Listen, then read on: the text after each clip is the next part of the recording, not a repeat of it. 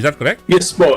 Kasi po kami po inimbita ni Congressman Libiste.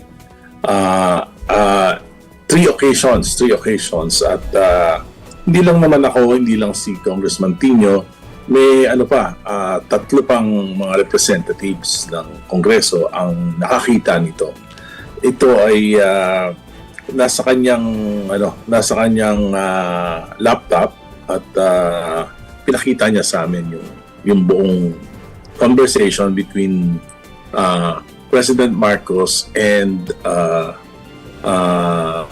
dating PLLO Chief Adrian Bersamin, including a parang detailed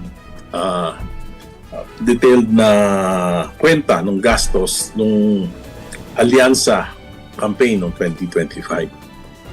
So explicit po talaga yung messages, walang coding o mga secret jargon. May dalawang number, supposedly number ni President Marcos at number ni PLLO Chief Adrian Bersamin. Pero sir, these are screenshots or images. Parang parang talagang images.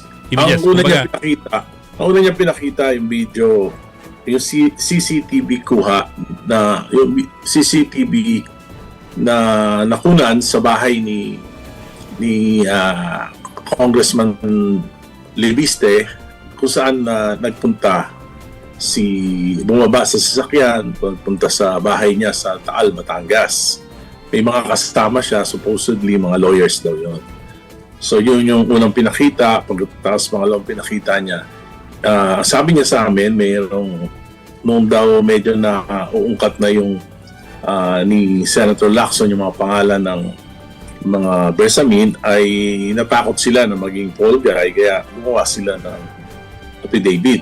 At doon mismo sa bahay ni Congressman Libiste daw ito ginawa. At may mga naiwan sa kanyang records.